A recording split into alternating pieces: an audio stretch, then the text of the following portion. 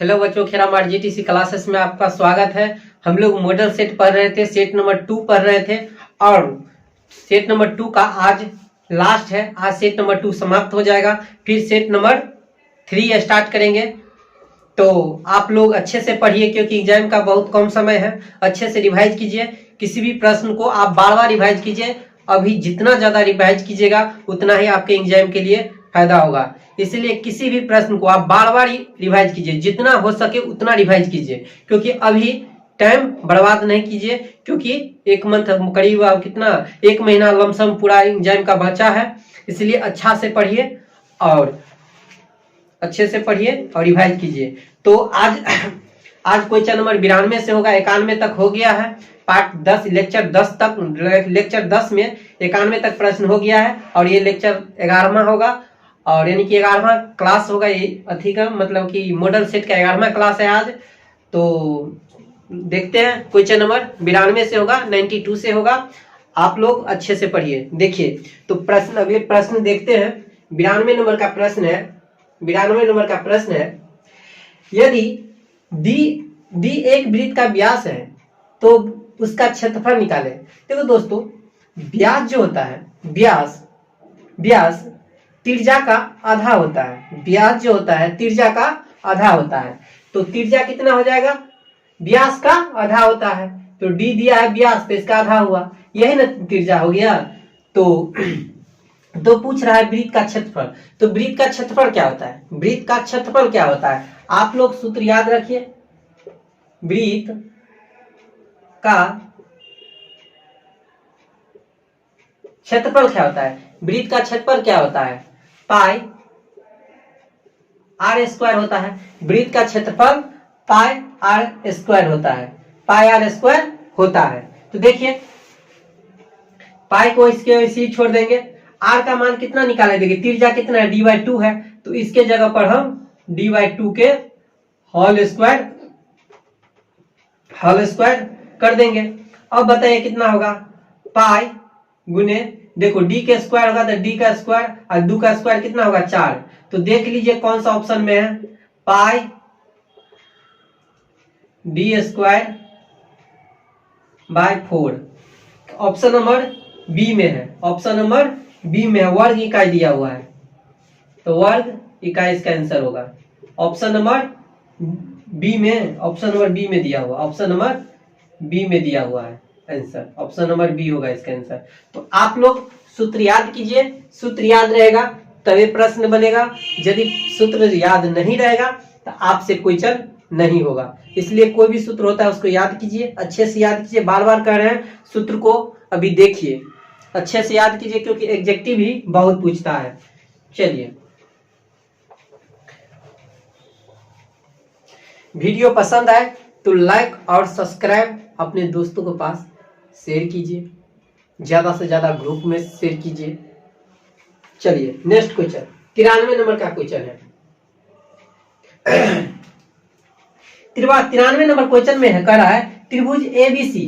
त्रिभुज एक त्रिभुज दिया है, बता रहा है फिगर। कभी कभी फिगर आप लोगों को खुद बनाना पड़ेगा।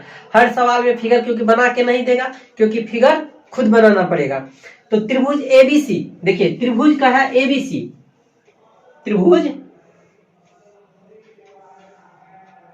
एबीसी, ए है, ए बी है, ए सी है, त्रिभुज एबीसी हो गया।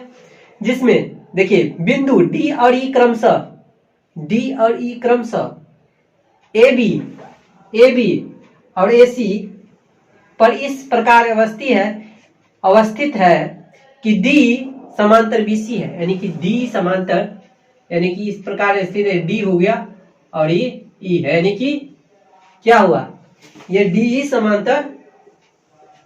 डी समांतर बीसी पर स्थित है। ठीक है, यहां तक समझ गए। और आगे इसमें बताया है कि एडी, देखिए एडी का मान दिया है, एक दिया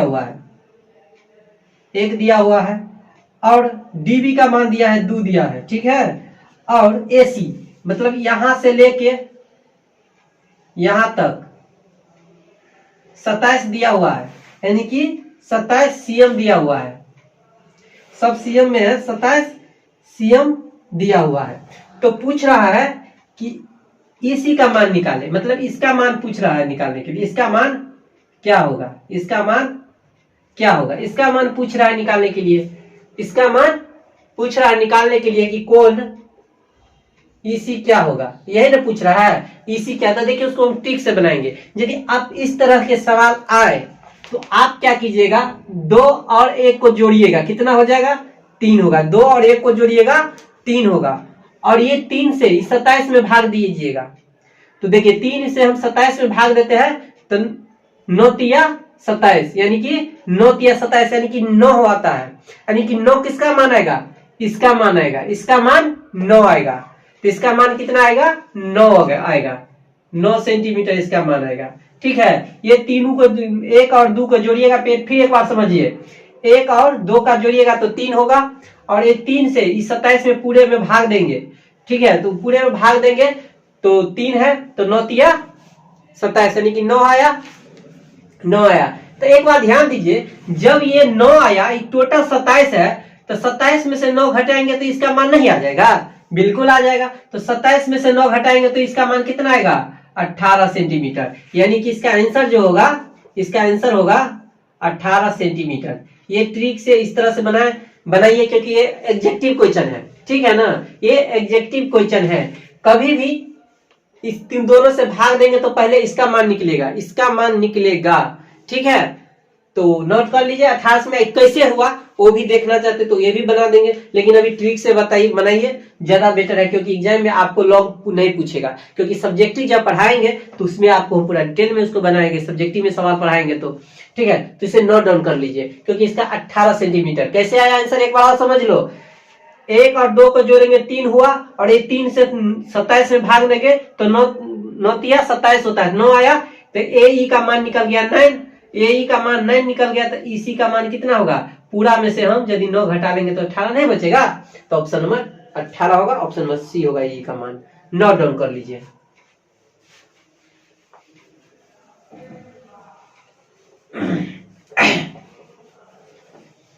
चलिए, प्रश्न संख्या 94 होगा। प्रश्न संख्या 94। ठीक है, प्रश्न संख्या 94 है। आर त्रिज्या वाले गोला का आयतन। अब देखिए, आप गोला का आयतन पूछ रहा है, यदि आपका आयतन नहीं गोला के याद है तो कैसे मारिएगा।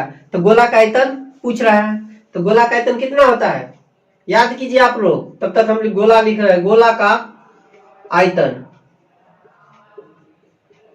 गोला का आयतन क्या होता है, 1/, गोला का आयतन कितना होता है, 4/3 पाई आर क्यू होता है, यही ना होता है, वही होता है, घन सेंटीमीटर क्यूब। ठीक है, तो ऑप्शन नंबर ए में है, ऑप्शन नंबर ए होगा इसका आंसर। नोट डाउन कर लीजिए।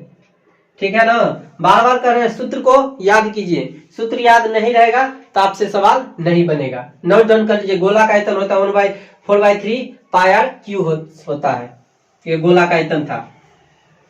चलिए नेक्स्ट क्वेश्चन, नेक्स्ट प्रश्न है 95 number question height and distance से है। 2 खंभे हैं, देखिए दोस्तों ध्यान दीजिए, 2 खंभे 13 मीटर और 7 मीटर ऊंचे हैं। 2 खंभे जो है 13 सेंटीमीटर, सेंटीमीटर नहीं मीटर में है, 13 मीटर और 7 मीटर, मतलब 2 खंभा है। तो देखिए हम यहाँ पर हम 2 खंभा खड़ा कर लेते हैं। ये मान लिए ये 13 सेंटीमीटर है, ये 13 सेंटीमीटर मीटर में है, ये 13 मीटर है, और एक तो इस साइड से है जो 7 मीटर है, ये 7 मीटर है। ठीक है, और आगे का, और समतल जमीन पर ऊर्ध्वाधर खड़े हैं। एक समतल जमीन जो है उस पर दोनों खंभे खड़े हैं, और उनके पादों के बीच की दूरी 8 सेंटीमीटर। यहां से इसकी पादों के जो बीच की जो दूरी है, यहां से यहां तक ये कितना है, 8 सेंटीमीटर की। दोनों के बीच की जो दूरी है 8 सेंटीमीटर दिया हुआ है। चलिए, तो उसके सिरों के बीच की दूरी क्या होगी, उसकी सिरों के ये बीच की जो दूरी है ये क्या होगी। तो चलिए उसको हम मिला लेते हैं, यहां से उसको मिला लेते हैं, मिल गया, और उसको ऐसे मिला लेते हैं। ठीक है, तो देखिए ध्यान दीजिए, ये जब यहां से यहां 8 हुआ तो ये भी तो यहां से यहां तक 8 होगा, तो ये भी 8 मीटर होगा। ध्यान दीजिएगा, देखिए यहां से यहां तक लाइन, देखिए ये तो पूरा लाइन ना है, ये जो लाइन है ये लाइन यहां से लेके यहां तक का टोटल लाइन है, लेकिन यहां तक लीजिए, यहां तक लेंगे तो ये 7 है, ये 7 है, तो 7 में से यदि हम यहां तक, तो 7 न है, यहां तक ये 7 है, तो 13 में से 7 घटा लेंगे तो कितना बचेगा? 13 में से 7 घटा लेंगे तो 6 बचेगा, 6 मीटर। यानी कि इससे ऊपर क्या, इससे ऊपर 6 सेंटीमीटर होगा, 6 मीटर सेंटीमीटर कहा बोला जाता है, 6 मीटर हुआ। तो पूछ रहा है उसके सिरों के बीच की दूरी, यहां से लेके यहां तक की दूरी कितना है। आप लोग सब जानते हैं कि ये थीटा हुआ तो ये लंब हुआ, ये आधार हुआ, कर्ण निकालना है, कर्ण निकालना है। एक पाइथागोरस एक ट्रिपलेट आता है, यदि आप लोग ट्रिपलेट आता है, ट्रिपलेट होता है 3, 4 और 5 का ट्रिपलेट आता है। देखिए उसको हम 2 से गुना करेंगे तो 6 होगा, इसको 2 से फिर करेंगे तो ये 8 होगा, ये 10 होगा। इसी में और आ सकता है, इसी को फिर हम 3 से गुना करें तो ये हो गया 9 होगा, ये 12 होगा और ये 15 होगा। इस तरह से ट्रिपलेट काम करता है। तो हम यहाँ पर देख रहे हैं 6 और 8 है, देखिए 6 8 है तो अगला क्या होगा मेरा 10 होगा, अगला 10 होगा। ये ट्रिपलेट है, होता है 10 मीटर। क्योंकि आप लोग एग्जाम में सिर्फ आंसर देना है तो आंसर इस तरह से दे सकते हैं। देखिए हुआ कैसे वो भी देख लीजिए। हमको कर्ण निकालना है, हमको कर्ण निकालना है, तो हम जानते हैं कर्ण, कर्ण बराबर होता है, कर्ण बराबर होता है लंब स्क्वायर प्लस आधार स्क्वायर होता है। हम जानते हैं, देखिए ये लंब होता है, लंब कितना है 6 का स्क्वायर, और प्लस आधार कितना है 8, 8 का स्क्वायर। इस तरह से 6 का स्क्वायर 36 और 8 का स्क्वायर 64। रूट अंदर कितना आ जाएगा, दोनों को जोड़ेंगे तो 100 आ जाएगा। 100 का किसका वर्गमूल होगा, 100 का वर्गमूल 10 हुआ, 10 मीटर हुआ, क्योंकि मीटर में था। तो देखिए 10 मीटर कैसे आया, इस तरह से आता है। तो ऑप्शन नंबर किसने दिया, ऑप्शन नंबर ये होगा, ऑप्शन नंबर ए इसका आंसर होगा। देखिए आप लोगों को दोनों विधि बता दिए, आप लोगों को दोनों विधि बता दिए। यदि आपका ट्रिपलेट याद रहेगा, ट्रिपलेट, तो आराम से इस प्रकार के प्रश्न बन जाएगा। और यदि नहीं है तो देखिए इस सूत्र पर लगाइए, कर्ण बराबर, देखिए कर्ण हमको ये निकालना था, ठीक है। यहाँ लिख देते हैं, ये लंब होता है, ये आधार होता है और ये कर्ण होता है। नोट डाउन कर लीजिए, नोट डाउन कीजिए। अब वीडियो पसंद आए तो लाइक और सब्सक्राइब कीजिए, अपने दोस्तों में ज्यादा से ज्यादा शेयर कीजिए, ठीक है। चलिए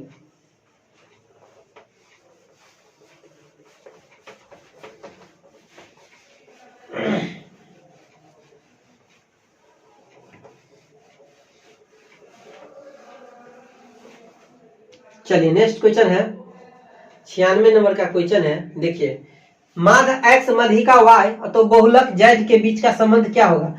देखो एक सूत्र होता है, एक सूत्र होता है, माध्य माइनस बहुलक, बहुलक बराबर 3 इंटू माध्य माइनस मध्यिका होता है, मध्यिका।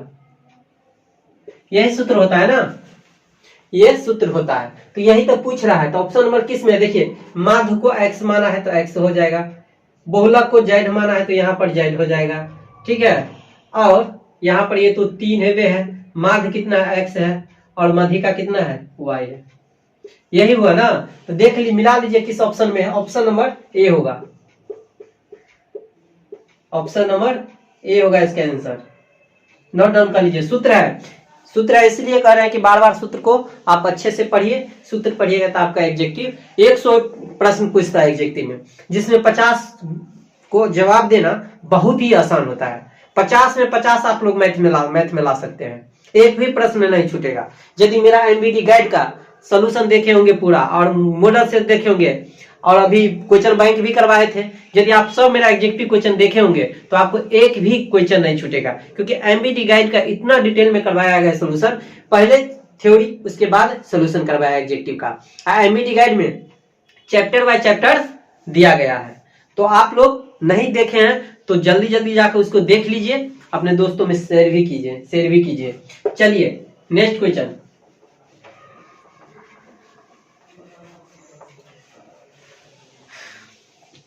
चलिए प्रश्न संख्या 97। देखिए कहा 16 का मिलान चिन्ह होगा, यानी कि 16 का मिलान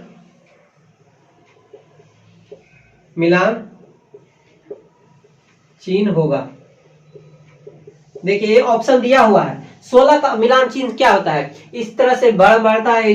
टेल मिलान चिन्ह में अधिकतम 5 बार ही हम काउंट करते हैं, अधिकतम 5 बार ही काउंट करते हैं। देखिए कैसे, 1 2 3 4, 4 है, एक ऐसे कर देंगे ना तो ये हो गया 5, 1 2 3 4 ऐसे कर दिए तो ये 5 काउंट हो गया। फिर लेंगे 1 2 3 4 और फिर कर देंगे तो देखिए 5 5 10 हो गया। और हमको चाहिए 5 5 10 हो गया, 10 हो गया ना। अब 10 हो गया तो हमको 16 ही चाहिए, हमको 16 चाहिए। तो ऑप्शन नंबर 16 चाहिए। तो ये तो 5 5 10 आए, फिर एगो 5 5 बना लेते हैं तो ये हो गया 15, ये 15 हो गया और एक ये 16, एक चैन ये दे दिए तो कितना हो गया 16। तो ऑप्शन नंबर बी में है, ऑप्शन नंबर बी होगा, ऑप्शन नंबर बी होगा इसका आंसर। इस तरह से लिखे होंगे। 9th क्लास में भी है ये 9th क्लास में भी है, 10th में भी है। यदि पढ़े होंगे तो अब 9th क्लास से आप जानते होंगे। बहुत आसान प्रश्न था, आराम से आप सॉल्यूशन दे सकते हैं। चलिए अच्छा, अब क्वेश्चन नंबर 98 में है, यदि 0 डिग्री लेस देन 0 और लेस देन 90 तो पूछ रहा तथा साइन थीटा बराबर y तो कॉस थीटा का मान होगा। देखिए इसमें सवाल में दिया है, चूंकि साइन थीटा बराबर दिया है y, तो इसीलिए साइन थीटा बराबर हम जानते हैं क्या होता है, लंब बटा कर्ण होता है। तो कितना हुआ y बटा 1 लिख सकते हैं, कर्ण 1 लिख सकते हैं। तो पूछ रहा है cos थीटा का मान होगा, cos थीटा का मान होगा। तो cos थीटा का मान क्या होगा, तो पहले इसमें आधार निकालना पड़ेगा। तो आधार बराबर सूत्र होता है कर्ण स्क्वायर माइनस लंब स्क्वायर होता है ना। ठीक है, कर्ण कितना है 1 है। देखिए कर्ण नीचे वाला 1 है तो 1 का स्क्वायर माइनस y का स्क्वायर, उसको एक लाइन और लिख लीजिए, क्या हो जाएगा 1 और y का स्क्वायर 1। ठीक है, तो आधार ये निकल गया। तो कह रहा है कि मान होगा। तो cos थीटा का मान क्या होता है, cos थीटा बराबर क्या होता है, सूत्र होता है, ध्यान दीजिएगा। इसलिए cos थीटा बराबर होता है सूत्र आधार बटा कर्ण होता है। cos थीटा बराबर सूत्र होता है आधार बटा कर्ण होता है। तो आधार कितना है, यही ना निकला है, आधार यही निकला है। तो रूट अंदर 1 माइनस वाई, कर्ण कितना दे, कर्ण 1 है तो 1 हुआ। तो नीचे में इससे कोई फर्क पड़ेगा नहीं ना पड़ेगा। तो क्या बचेगा 1 माइनस वाई स्क्वायर। तो देख लीजिए किस ऑप्शन में, ऑप्शन नंबर बी में दिया हुआ है। तो ऑप्शन नंबर बी होगा इसका आंसर, ऑप्शन नंबर बी है। इस प्रकार के प्रश्न आपको 2 नंबर में भी पूछ सकता है, 2 नंबरी में भी पूछ सकता है। इसमें भी एग्जेक्टिव में बहुत सारा ऐसा प्रश्न दिया हुआ है, तो 2 नंबर में भी पूछा जा सकता है। इसीलिए आप लोग अच्छे से बनाइए, और इस तरह से यदि आप बना देते हैं तो आपको 2 नंबर मिल जाएगा। फिलहाल अभी एग्जेक्टिव में दिया है तो 1 ही नंबर मिलेगा, लेकिन एग्जेक्टिव में पूछेगा तो 1 नंबर मिलेगा, सब्जेक्टिव में यदि पूछ दिया लघु उत्तरी में तो 2 नंबर मिलेगा। इसीलिए आप लोग अच्छे से पढ़िए, अच्छे से सूत्र को याद कीजिए, बिन सूत्र के अब नहीं बनेगा। यहाँ पर देखिए सूत्र लगाए हैं लंब बटा कर्ण, और यहाँ भी सूत्र इस्तेमाल है आधार बटा कर्ण। यदि सूत्र याद नहीं है तो नहीं लगेगा। देखिए यहाँ पर 3 गो सूत्र का प्रयोग किया गया, आधार वाला यहाँ पे और यहाँ देखिए 3 गो सूत्र को याद प्रयोग किया गया। इसलिए आप लोग अच्छे से पढ़िए और सूत्र को बार बार याद करिए। चलिए नेक्स्ट क्वेश्चन।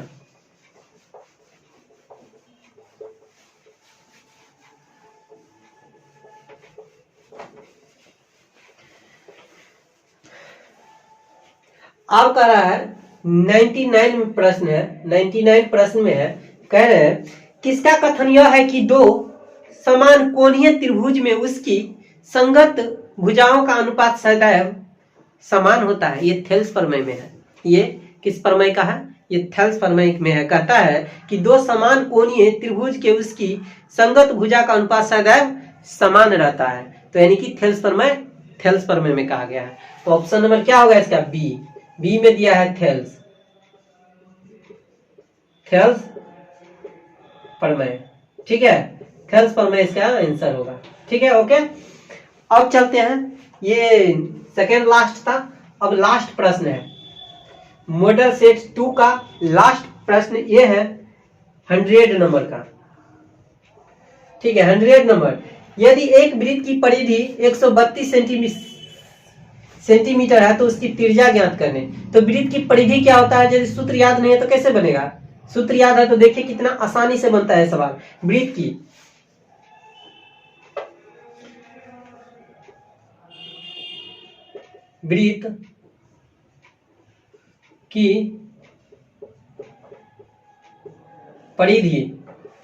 परिधि बराबर सूत्र क्या होता है? सबसे पहले देख, वृत्त की परिधि कितना दिया है? 132 सेंटीमीटर दिया है। अब वृत्त की परिधि कितना होता है? 2 पाई r होता है और 132 सेंटीमीटर। ठीक है, अब चलिए या 2, अब पाई का मान कितना? 22/7, r का तो निकालना ही है हमको, तो 132 सेंटीमीटर। ठीक है, उससे हम उसमें भाग दे देंगे। देखिए 2 से उसको काटेंगे तो 6 दूना 12 और 6 दूना 12 66। 22 से काटेंगे तो 3 से कटेगा। ठीक है, कोना कोनी r गुना हो जाएगा, 7 और 3 को गुना करेंगे तो इसीलिए r बराबर 7 या 21 सेंटीमीटर आंसर होगा। ऑप्शन नंबर डी दिया हुआ है। ऑप्शन में इसका ऑप्शन नंबर डी दिया हुआ है, यही इसका आंसर हो गया। तो दोस्तों आप लोग देख लिए सूत्र का कितना जरूरी पड़ता है। यदि आप लोगों को सूत्र याद नहीं रहेगा तो आपका प्रश्न नहीं बना पाइएगा। तो इसलिए सूत्र याद करना जरूरी है। सूत्र याद करिएगा तो आपका 2 नंबरी भी बनेगा, एग्जेक्टिव भी बनेगा, सब क्वेश्चन बनेगा। सूत्र नहीं याद रहेगा तो ना आपका एग्जेक्टिव बनेगा ना सब्जेक्टिव बनेगा। इसलिए बार बार कह रहे सूत्र याद कीजिए। और वीडियो पसंद आया हो तो लाइक, सब्सक्राइब और शेयर जरूर कीजिए। अपने दोस्तों में ज्यादा से ज्यादा शेयर कीजिए। और आज तक के लिए इतना ही। Thank you.